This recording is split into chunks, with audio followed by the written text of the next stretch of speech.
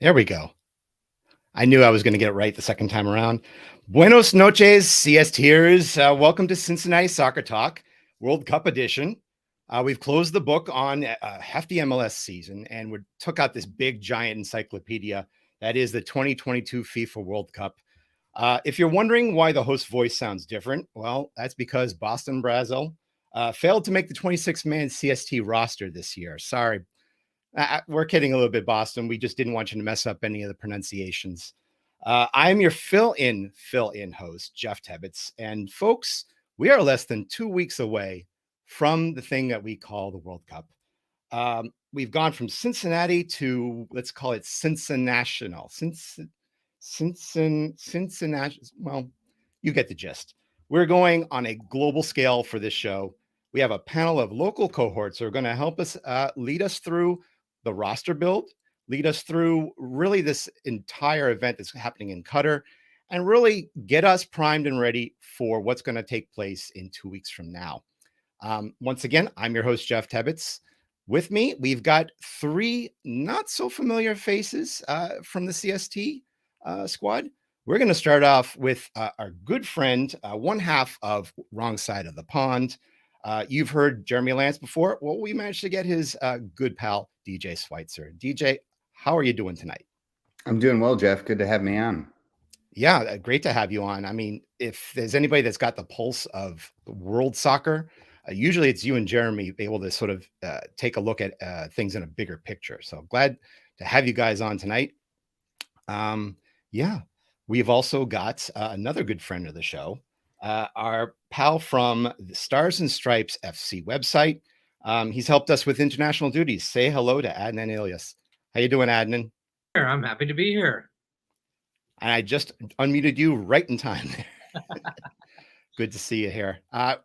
One last person, and people might not know him because he hasn't been on the show before. Brand new to the CST squad. Like to say a good hefty hello. He's a Florida Gators fan, so I'll forgive him with that. But Justin Blair, welcome to the show. Thanks for having me. I'm excited, man. The World Cup, it's almost here.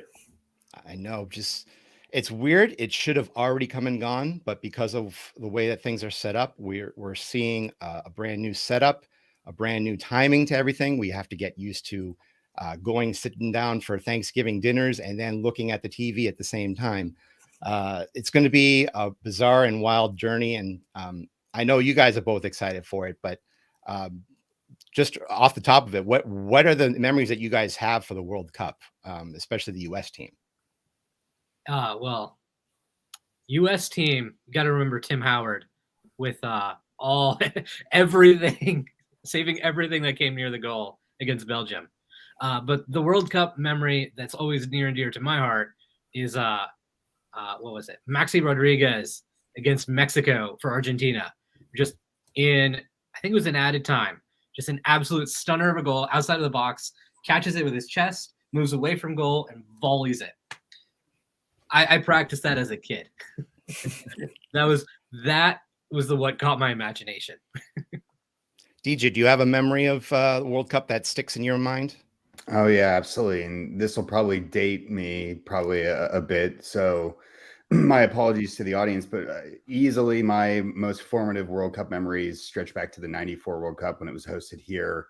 I was a wee lad back then. I was only 12 and was slightly soccer obsessed at that point. And I was lucky enough to attend 2 matches up in Detroit, another one in Chicago. And it was a great formative experience for me. Got to watch the men's national team once in Detroit up against Switzerland, a great game tying and point salvaging free kick from Eric Winalda in that particular match at the Silverdome, which was sweltering that day. But yeah, the 94 World Cup was extremely formative for me. It put me over the edge from slightly soccer obsessed to being the 40-year-old soccer nut that I am today. I thought that was on the list. Everybody's a 40-year-old soccer nut here. No? Okay, well, good. Unless I'm dating myself as well. Justin, you look like the freshest of the faces maybe here. But certainly am. What memories do you have of the World Cup that stick out? I mean, there's so many great memories, but I think the one that stands out the most was waiting 4 years for that unbelievable goal against Ghana in the first minute.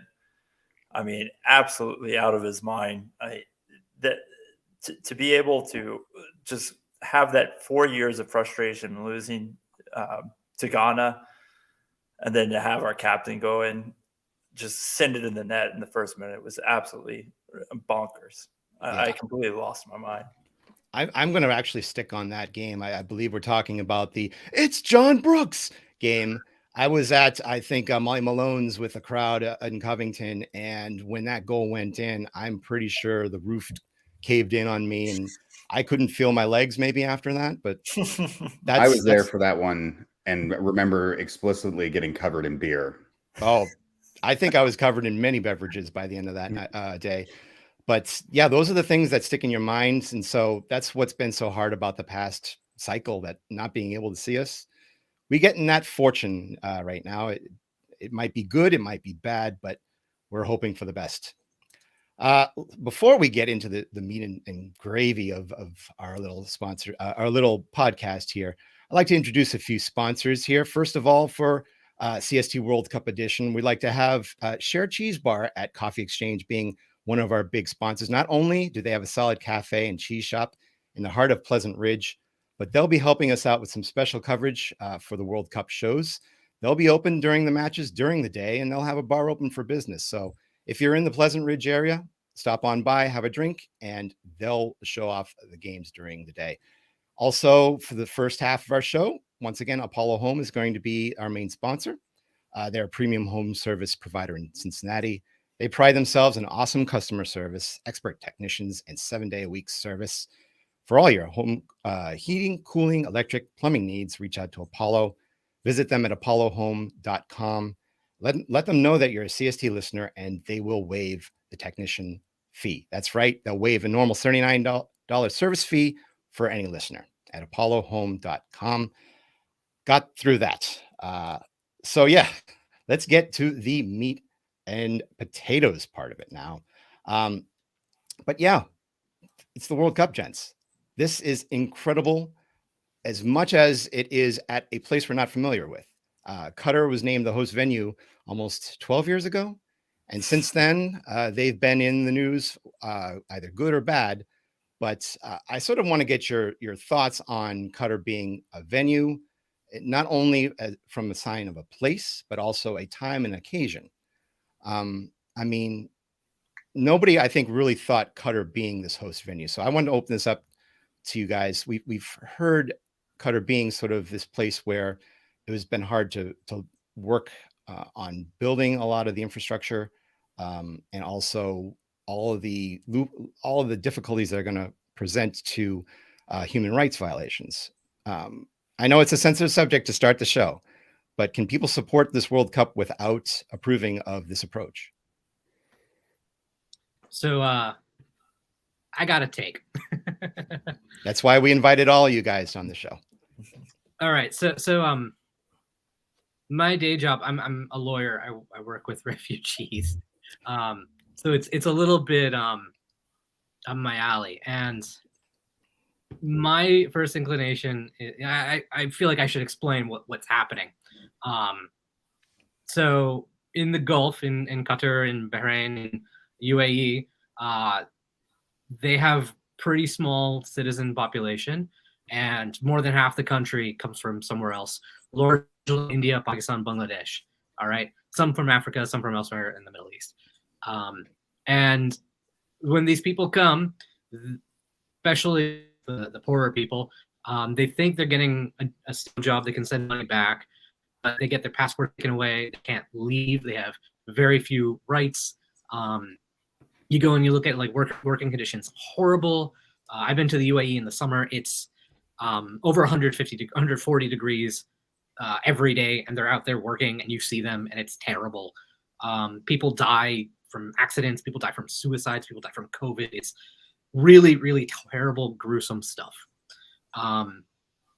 And like the reason why Qatar and by extension UAE are building all of these projects and trying to bring the World Cup in Qatar's case is they're trying to get people, especially from Europe, to look at the country and say, this is a good place to do business. for working in companies in India or in Pakistan or Bangladesh. So it's part of that whole transnational thing. As slowly the world moves away from oil, the Gulf is looking and saying, okay, well, we need to replace revenue with business and tourism to a lesser extent. And honestly, that means that like actually fighting this stuff is really hard. It's really, really hard. And the record like boycotts is not great in soccer. You look at my go-to is in 1966 all the way up to 1990. South Africa was boycotted from soccer and because of apartheid. And it didn't change anything, which is rough to say. Not just like boycotts for soccer, but boycotts in general didn't really change anything. And that really makes it difficult to say, like, I don't really want to support the Qatar World Cup.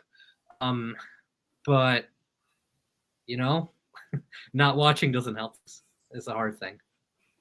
And for me, it's a bit personal because, like, like the UAE before, the people look like me until they hear my American accent. People treat me like, like I'm a worker or something, which isn't great. But it's a reality, and I would like more people to know and understand that this is part of like the world we've built, and it's not just this World Cup. I think we're getting a little popping on and off a little bit there, Adnan, but I guess maybe directed to you, DJ. I mean, is this going to affect your appreciation of the product, the placement?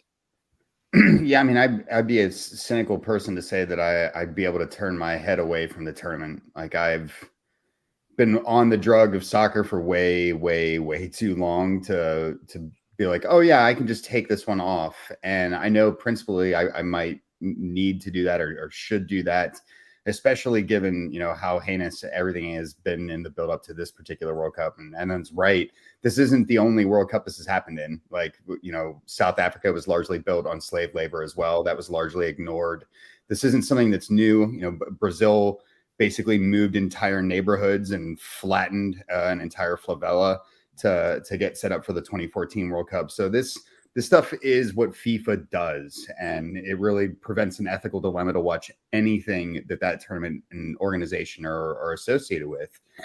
But I'm still going to watch, and I kind of made it a promise to myself that whatever channel or voice that I had throughout the tournament, if I was going to watch, I was going to make sure I bang that gong at least a few times throughout the portion of the process, so that way people heard about it, whether Qatar wanted people to or not. And we know they really don't want people to hear about it. And, if everyone's talking about it, it'll at least stain it in some capacity. Yeah, I did get to see ESPN's E60, where they were talking about Qatar as the host and how bad it was to start, but also the things that they've done to make things better, to improve conditions. It's not quite solving all the riddles involved, but they're at least getting closer. And maybe in a few years, you start solving some of these issues on a wider scale than just, believe it or not, the World Cup. But also, I'm seeing that the infrastructure is also one where they're trying to make it so it's more modular, where if they build it, they'll be able to deconstruct it and use it in beneficial means. That also being said, we're also talking about the timing involved.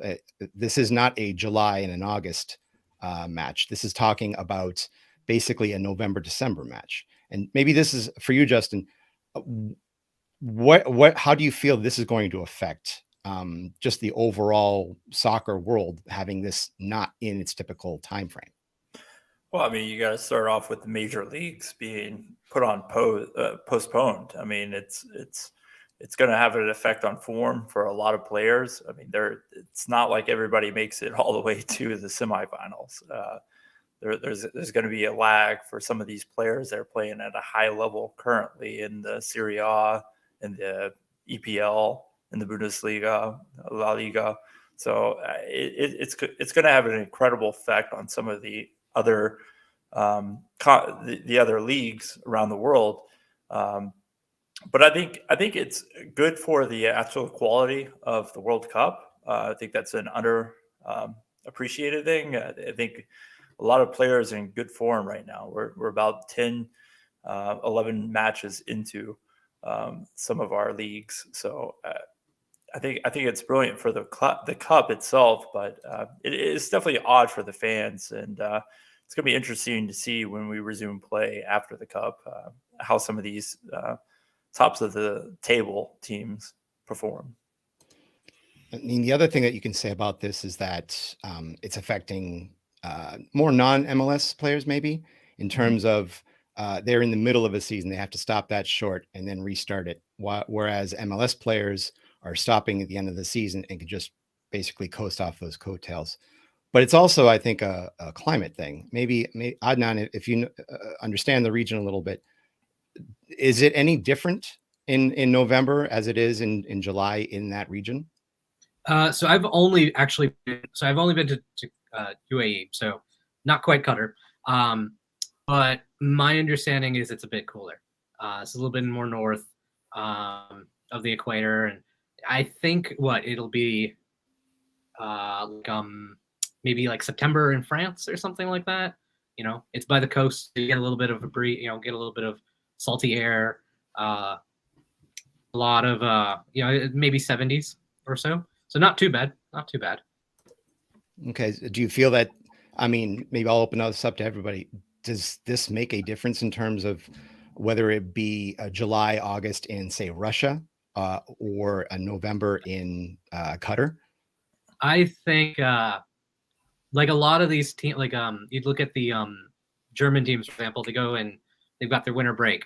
And where do they go? They go to Qatar, they go to the UAE, they go to the Gulf in general. So I think a lot of these players are actually going to be pretty comfortable, pretty used to it, just because this is where the team goes for their team vacations. Okay, so we're playing in, let's say, a general climate. Probably the only issues might be just stopping seasons at an inconvenient time, causing a little bit of a different recovery schedule. But this also brings a brand new occasion, I think, that the PTO, the O part of it. This is probably going to be the last World Cup for some time where we'll see 32 teams. We'll be switching to 48 for the 2026, where I think 32 out of the 48 will then qualify for knockouts. And comparing those two, and I'll open this up to everybody, is that a better improvement than what we've got now? Or is it, if it's not broken, don't fix it? I'll go ahead and just start with a loud and emphatic boo. I hate it personally. One of the things that I really like about the current format, and I'm not insisting it's perfect by any stretch, but the current format means that each group settles itself, and there's not some other team dangling off that can impact my fate. And it's kind of difficult to predict and fully understand. And right now it's just round and perfect. Top two teams go through. Winners play teams who finish second in the group. You kind of know what's going to come. We're going to go back to with the new 48 team expanded World Cup with potential second place teams. What is it? A certain subset of them will go through, while some of the other second place teams in these 3-team groups won't go through. And yeah, that means more teams will get to participate, but we're going to really just end up seeing a lot of teams get blown out. And what this really means is more airtime for FIFA to earn commercial money. So that's the primary motivator for all this. The kind of extension argument is that more teams will get in and get to experience the World Cup, only to come there and get their brains beat in. So I agree. I think this is horrible. I hate it. I think the 32 team is about as big as you can get without making just a tournament that like only 5 countries by themselves can host. And that's going to be a big major problem. Actually, for me, I think the reason why we got this World Cup is because it was an easy way to get interest and votes from Asian and African countries and their support without taking spots away from Europe, which is what I've written about it before. I think we should maybe not let a couple teams from Europe. We don't need Serbia. Well, tell that to the Serbians. Tell that to the Serbians. I wouldn't want to tell them. Yeah. Justin, do you have any sort of opinions on if it's not broke, don't fix it? I wholeheartedly agree with you guys. I think that it means so much to make it to the World Cup, especially for some of the other regions outside of UEFA. I think if we start expanding it out, and I get it, yes, it's for commercial, but I mean, the benefit that we do get is we start getting some of these like Zlatan Ibrahimovic getting into the World Cup. Like obviously not now, but like he missed out so many. And then Erling Haaland with Norway, he's not going to make it without an expanded tournament pool. Actually, for me, the player that I think we're going to really miss that would have made it a bigger tournament is Mo Salah. No Egypt, and that That's Egypt a good would point. win. Yeah, in Egypt this particular tournament for sure. Yeah, that Senegal match. We could go into that another day, but yeah, it's just diluting the product a little bit for us as fans. It's great for the nations that will get included into it, but it's an unnecessary thing. I mean, it's such a great tournament as it is. I think the major issue that we're looking at with the World Cup being expanded is that we need to have more visibility, I think, with some of the playing games. I think some of these tournaments getting into the World Cup, over the past few years, I've been super interested in it. I've been more interested in watching African nations qualify, Asian nations qualify. Heck, I've been watching Oceania games. These are things that I want to see more exposure to teams that normally would not get a whiff at the World Cup. So I can see why expanding it to 48 helps some of them. But I think if we just have more visibility for all of these other games, perhaps we wouldn't have to extend it to 48. Yeah, I mean, remember this is just the finals of the full format tournament that is the entire world tournament that leads up to it. So yeah, I think it could be awesome to see that expanded and more exposure shown to the regional championships. Absolutely. We're going to get into more discussion about the games themselves as we get closer to the games. But I think we're going to also switch over to what we really want to listen to and talk about is who is Triple G going to put into his team? We've already gotten a few teases in terms of possible players that might be on it. But before we get into that, we're also going to remind you that you can also watch these shows with us. We'll have ourselves a big live show going on over at Grainworks beginning at 1 p.m. November 21st. That's a Monday. That's the day of the U.S. game against Wales. They would be hosting it with AO Cincy, their watch party. Absolutely, though. If you can get there, we will be starting our show around 1 p.m. We'll have limited edition World Cup scarves, merchandise with the AO Cincy folk. The first 100 people in attendance will receive a CST koozie. How about that? Grainworks will also have limited edition high grain brewery, an AO Cincinnati collaboration beer, the March Pale Ale on tap. So join us there for USA versus Wales in Liberty Township. Should be a heck of a game. I won't be able to go, unfortunately, but I know some people who will. So if you're able to get early access there on a Monday, by all means, go for it. We'll also switch our sponsors over to SwearOX for the second half of the show. They are killing it on shelves and online. So once again, head over to Amazon.com, SwearOX.us, subscribe and save on Amazon. Make sure you get your 8 main islands and Boston, I forgive you. This is hard to read some of these. 8 main ions and electrolytes, 0 sugars, 0 calories. Get yours online or at Jungle Gyms nearby. Let's go into that big discussion now. So we've gotten sort of a little bit of a tease with the roster that's coming up. I think there was a tweet that had come out from a reliable source saying that Tim Ream is possibly going to be on the 26-man roster. We're crossing our fingers because I think we definitely need some experience there. But let's go through the positions of this roster. I don't have a big board up to show people who is within striking distance or is a lock. So let's go through, I think, position by position. Let's start in the goalkeeper situation. So I think we can agree that probably the locks would be Stefan and Matt Turner.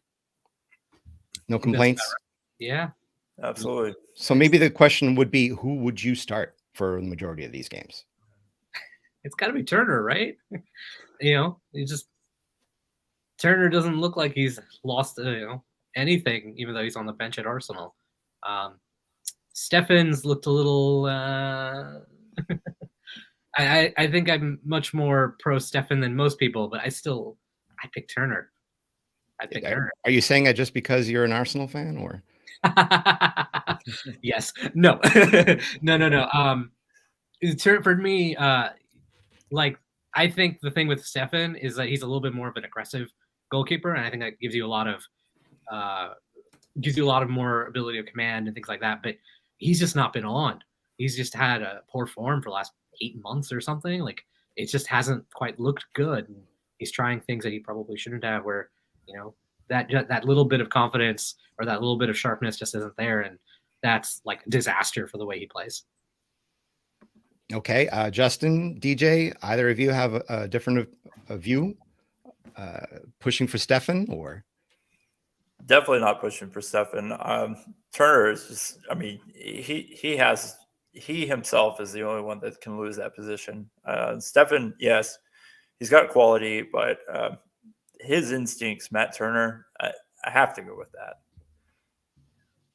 Okay. Well, here's the big question then. Who's your third goalkeeper? You've got Horvath from Luton Town. You've got Sean Johnson. You've got maybe even Gaga Slovina. DJ, who would you put in your third?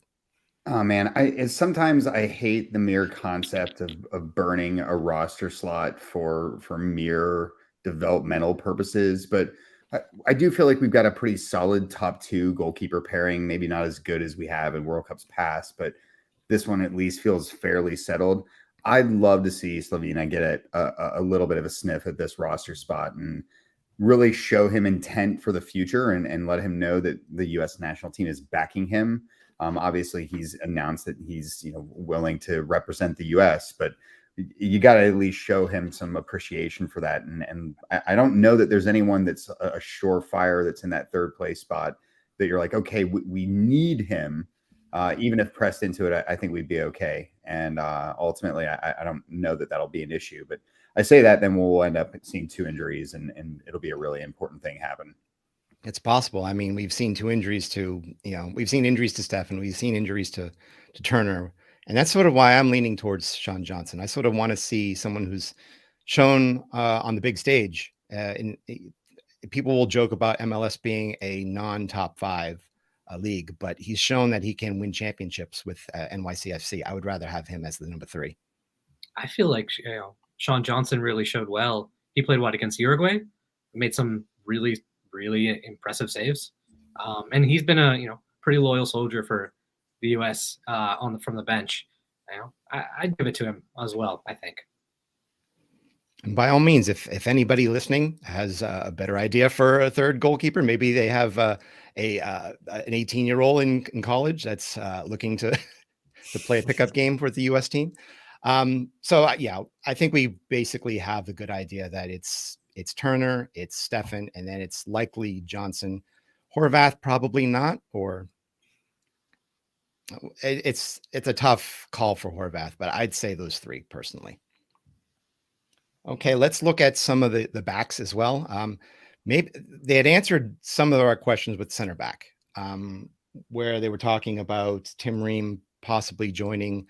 And these are the other 3 choices: Zimmerman, Long, and Carter Vickers, Cameron Carter Vickers from Celtic. Do you feel that those are a good foursome for the middle?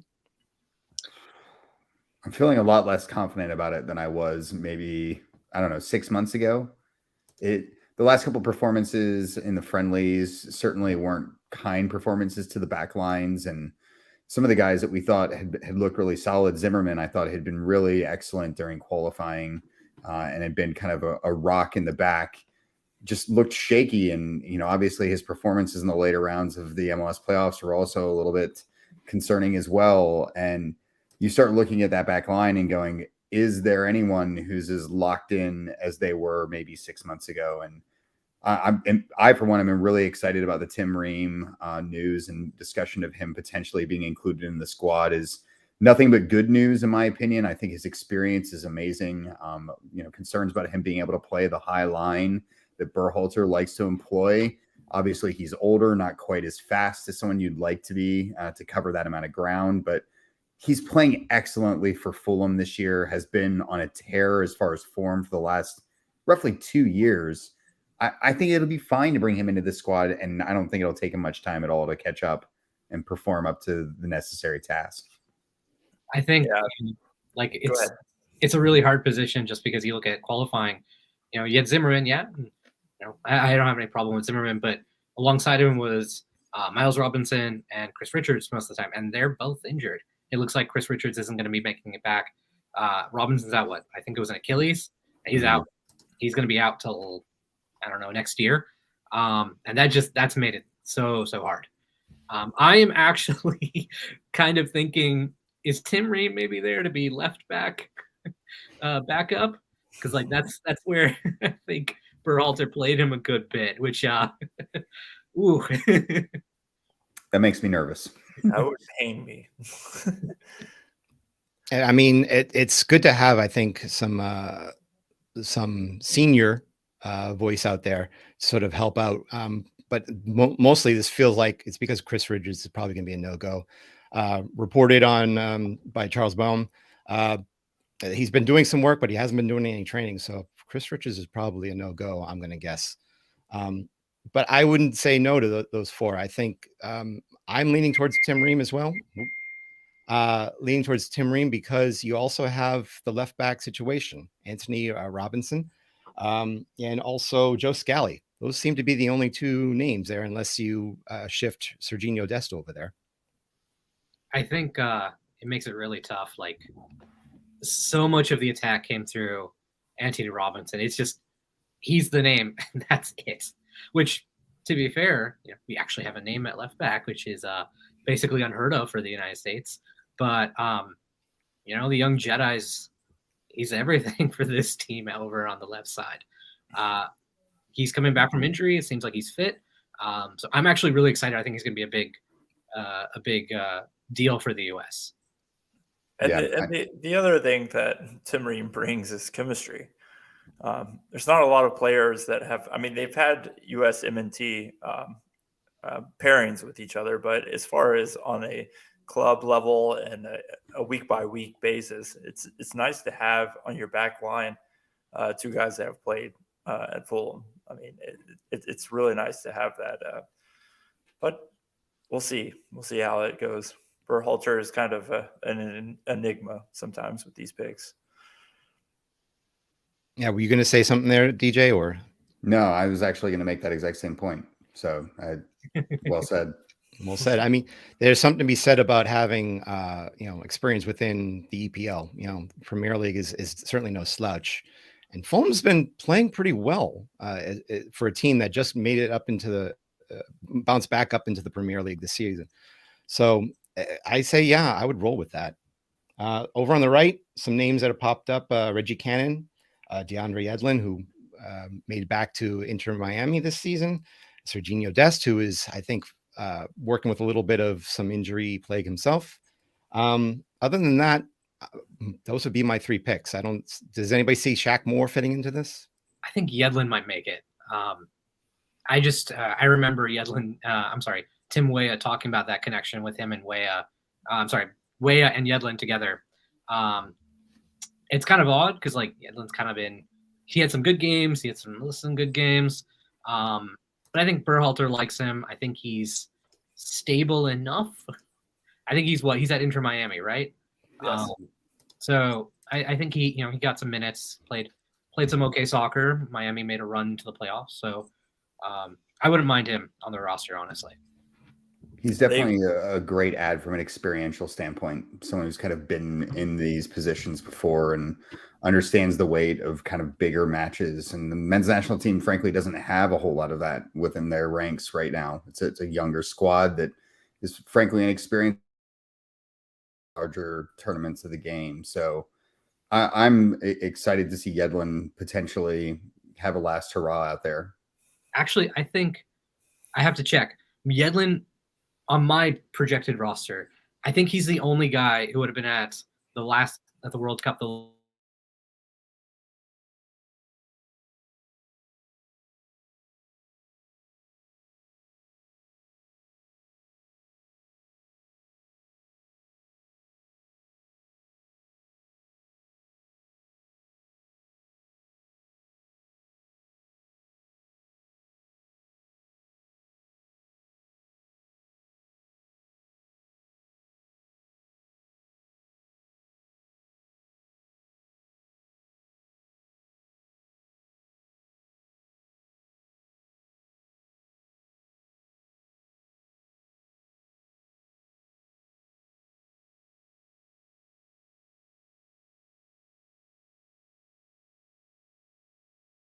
I tend to like him too. We've really stood out the U.S. Mexico game that they had at TQL Stadium as one of the players that was really putting his heart into it, and I feel he brings that energy. I would pencil him in if Dest is better to bring him off the bench. I would pencil him in as my starting right back. Yes. If Dest is available without injury, and he's had a rough form lately with AC Milan, but a lot of those matches have been against Chelsea, and they seem to have got the right cogs in place. So yes, I would take Dest over Yedlin for sure. Okay, so I think we've got our defensive half pretty much established, aside from our defensive center midfielder. But it seems like those are probably locks as well. You got Tyler Adams, you've got Kellen Acosta, both of them coming off some pretty good form. Acosta, part of the MLS Cup winning LAFC. I don't think we have any other replacements for those two. We sort of have to roll with them. I think the one thing you could do is maybe we saw a little bit of tinkering from Berhalter on this, where what was it? Yunus Musa and Luca De La Torre both playing a little bit deeper. I think maybe with Aronson ahead of them, but that's like you're reshuffling everything to do that, and I Tyler Adams looks like one of the absolute best defensive midfielders in the Premier League right now. It's Leeds have had a little bit of an up and down year, but that their midfield with both Aronson and Adams has been just really good, especially on the defense. Adams just looks stellar. Yeah, I actually think Adams. Go ahead. I was just going to say I wholeheartedly agree with that. I think Adams in this entire roster pool has the best form right now. Go ahead, DJ.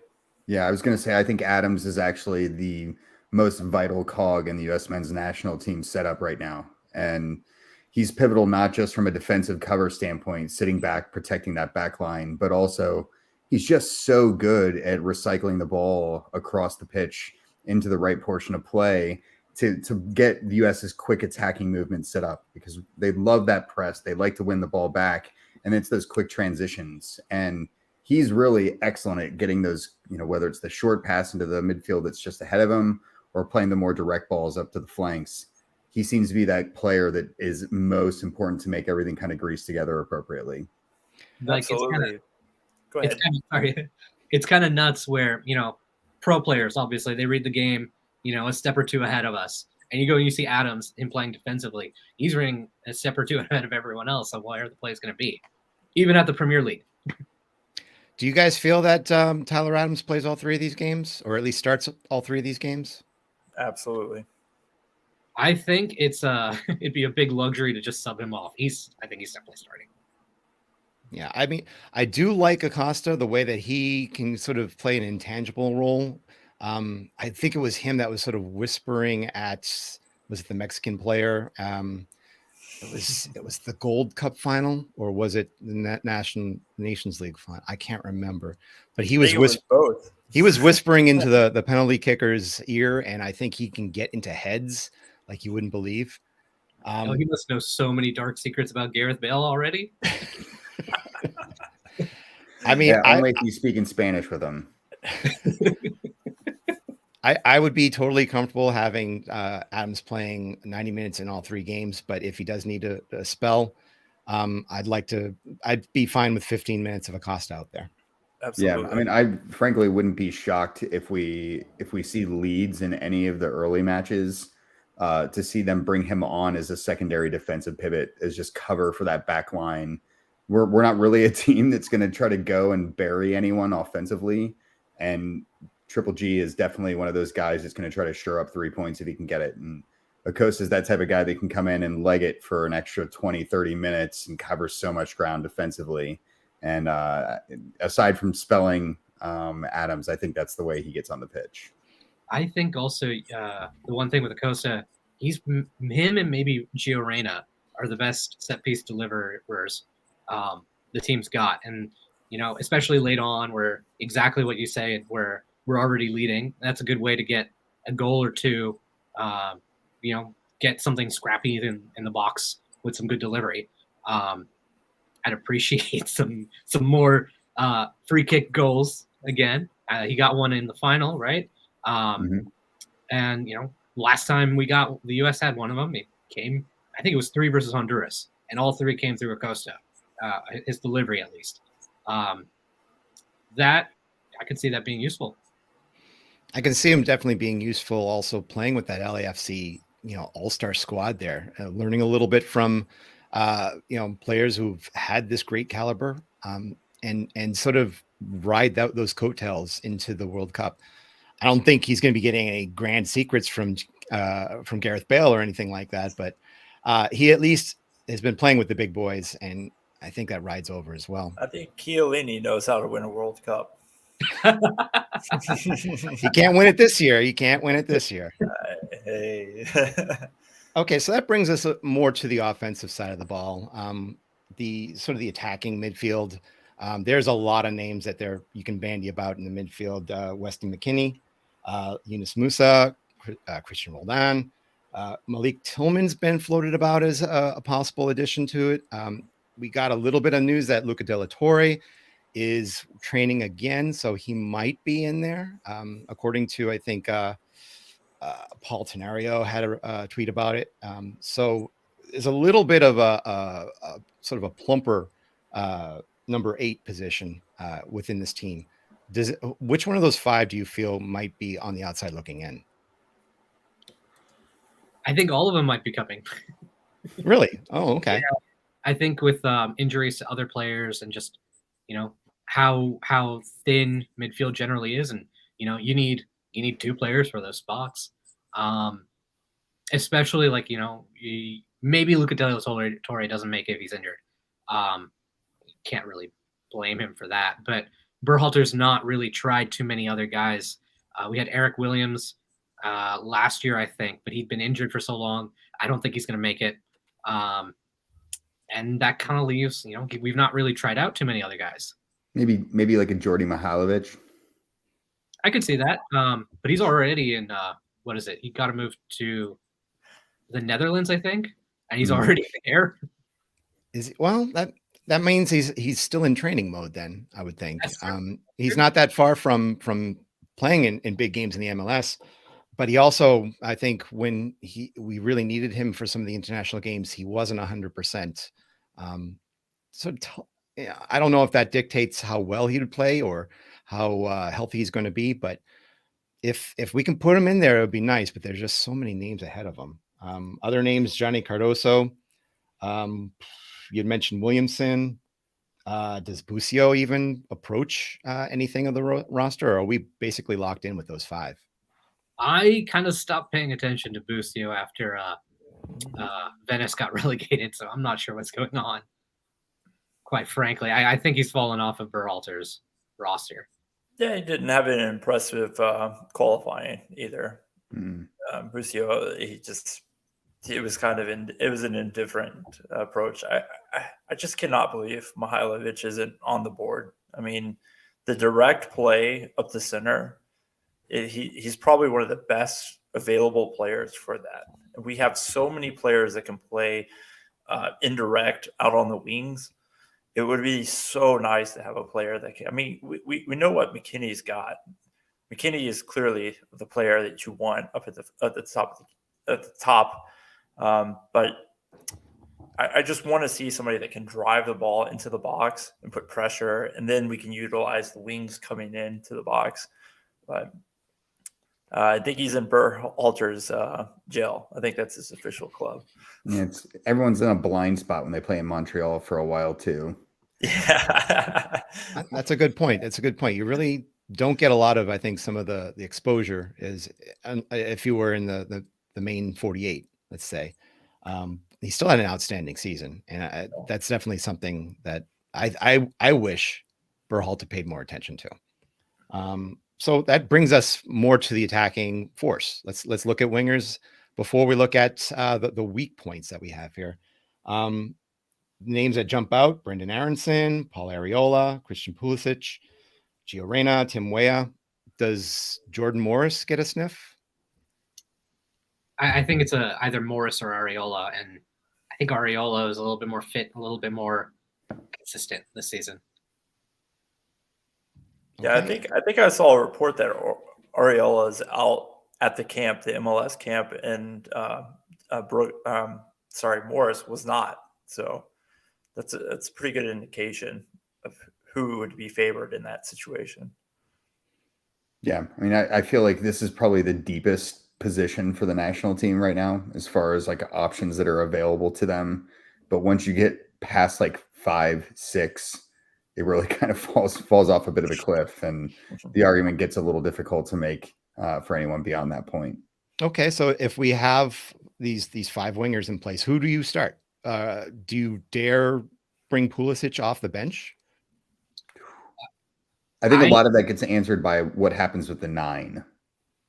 I think, actually injuries might be kind of the thing that dictates that, because like, how fit is Reyna really? How many minutes can he do? And then the other part of it is like, are you going to play Aronson in midfield, or are you going to play him on the wing? And if that's the case, you're kind of getting a little thin. In which case, you kind of do have to start Pulisic on the wing. Same with Weah. And both of them also have injury problems, so it gets me a little nervous about 3-day games for 2 weeks. That I mean, that is a good thing to bring up, that these are going to be quick games. It's not you play once a week; it's playing 3 times in the span of 8 days. So yeah, I'd like to see a little bit of rotation within this position. I wouldn't say no to a few games with Aronson starting in place of Pulisic and having Christian come in late like he did against Mexico. I wouldn't mind that at all. That could very well be the plan against Wells.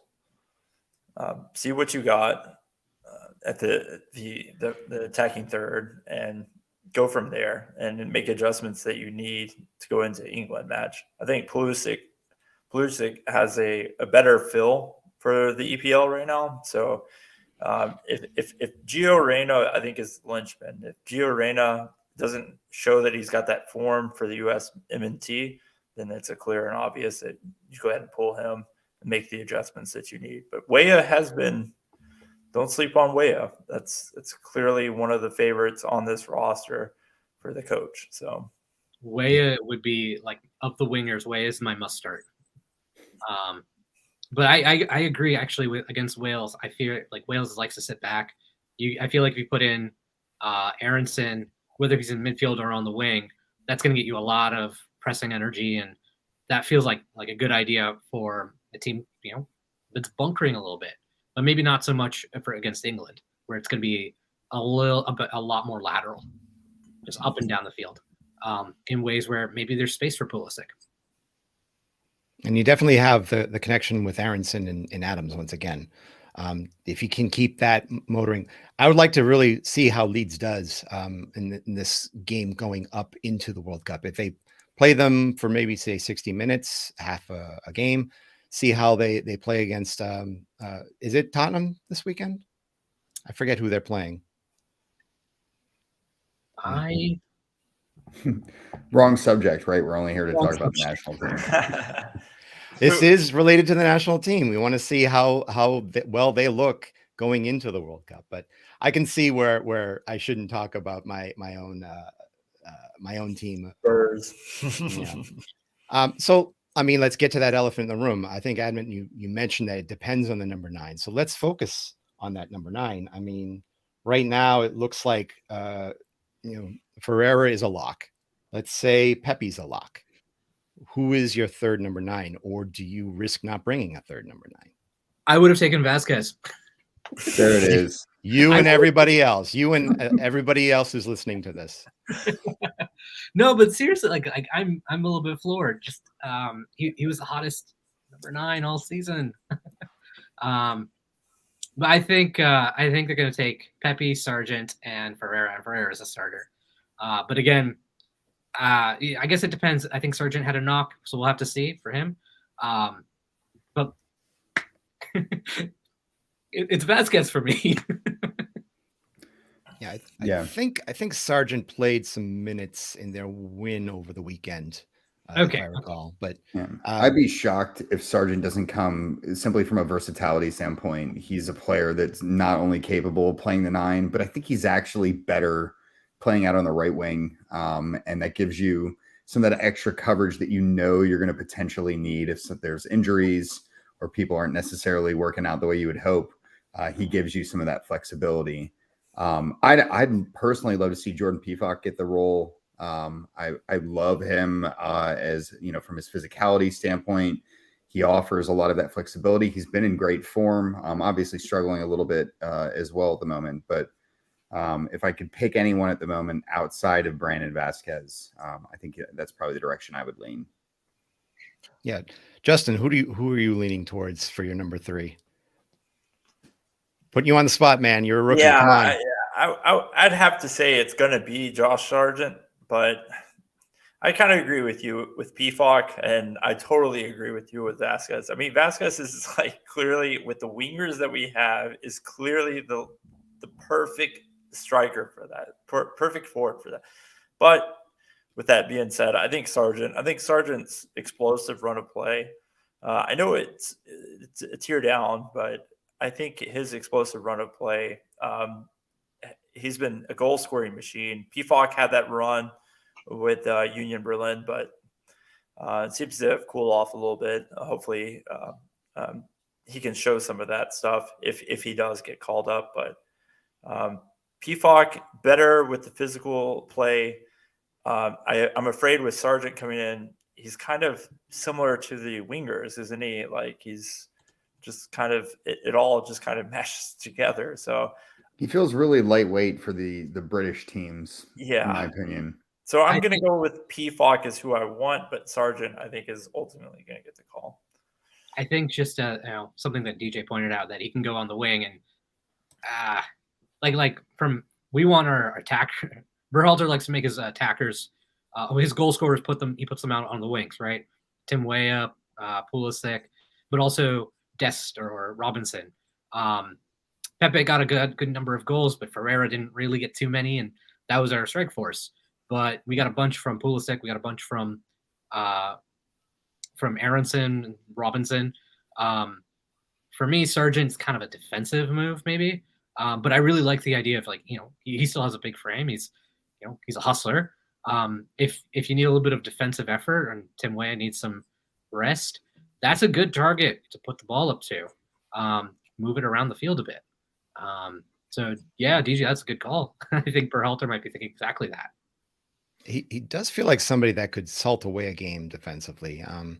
But he's also familiar playing different formations. I know that Berhalter is going to probably have the 2 wingers and the striker, but I can see Sargent coming in and sort of playing a second striker if necessary, especially if you need to come up with a goal somehow to stay in a game.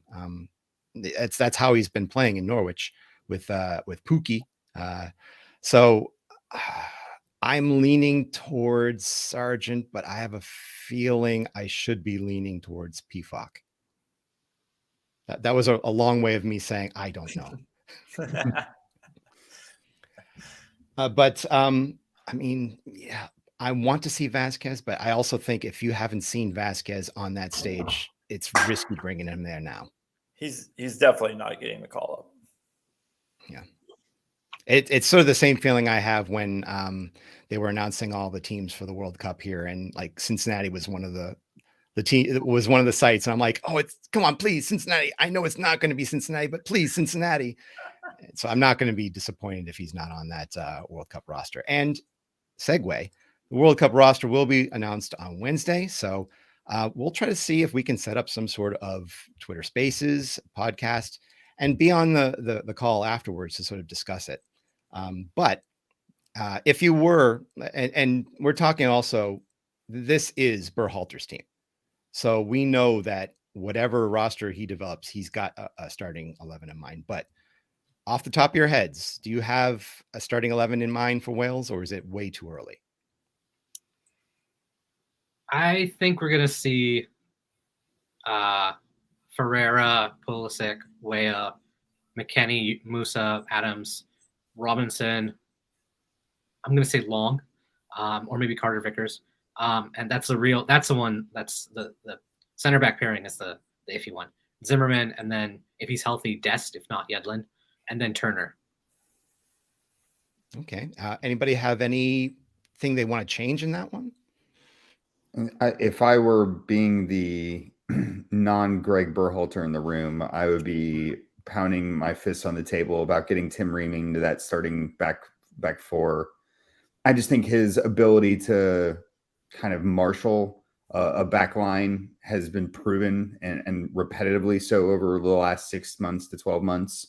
And I think we desperately need that at the moment. And the leadership qualities that he'll bring alongside that, I think would be really good. And I think too, for Berhalter, it'd be a good signal to send to the rest of the squad that's kind of established to say like, hey, look, I will shake something up if I need to ensure that we're going to be successful. And who knows how Ream will train. I think that'll be the answer, whether or not he gets that final position. But I feel like one of those two center back spots is definitely up for grabs at the moment. Okay. I mean, I think it's also going to depend quite a bit on what we see in the Wales starting lineup. I mean, I can't wait to see if Gareth Bale actually plays full 90, but it'll be very interesting for me. But yeah, we're coming to the end of this instructional 60 minutes. Definitely the excitement hasn't set in just yet. I'm sure that it will come in once the roster gets announced. And then next few weeks, we just piece together what we can and pray for the best. So let's close some of this book for tonight. Why don't we wrap up with some final thoughts and maybe let listeners know where we can find people. Since the three of you typically aren't on this show with me, give some information in terms of where we can find you on any sort of social media. Why don't we start with you, Adnan? Sure. So you can find me at Stars and Stripes FC, part of SB Nation. So I'll have my own coverage for all the USA games, along with some other things here and there. And you can find me over on Twitter. Well, it still exists at ADNAN7631. Okay. Thank you very much for coming tonight. DJ, any final thoughts, information from you? Yeah, you can find me on Twitter as well for the time being, at least, at Wrong Side of Pond. You can also find Jeremy and I on our podcast, wrongsideofthepond.com. We'll be doing a few World Cup specials in there, here and there, as we normally would. But you can also catch out some of our wristbands at Added Time Outfitters as well. Good plug. One of the cool things, I use one of the old ones for hanging up scarves. That's the way I keep it running. Justin, thank you very much for joining us. First night jitters away. Oh, absolutely. Yeah, so I'm not even going to plug my Twitter handle and bore you to death. But as far as final thoughts, I mean, 8 years. We've waited 8 years to see the U.S. men's national team back in the World Cup. We need to settle down a little bit with the criticism and just enjoy it. I know there's high hopes for this team, and I think we're going to see a good performance. But let's just enjoy it, man. It was painful watching World Cup Russia 2018. So I'm just excited to see the U.S. men's national team back in it. This is probably going to be one of the biggest competitions you're going to see the team in until the next World Cup. I mean, without any sort of qualifications, they'll just be running through the hoops. with the US, Mexico, and Canada all hosting in 2026. So enjoy it. It's a world away, but it's going to be some good times. 10 a.m., 2 p.m. are going to be the typical game times. I know they're during the week, but they're also, hey, take the day off really early and go to a bar, go see some of these games, enjoy it with friends and family, enjoy it at the Thanksgiving table if you have to, skip Black Friday if you have to. I know I will. Absolutely. But that puts a nice big bow on our first ever World Cup edition of Cincinnati Soccer Talk. Hope you enjoyed the 60 minutes come and go. We'll be following you, if not every Monday, definitely before and after the games that are going on during the World Cup. From all of us here at CST, I'm Jeff Tebbetts. And in the words of our good friend Nick Suberling, watch your tackles.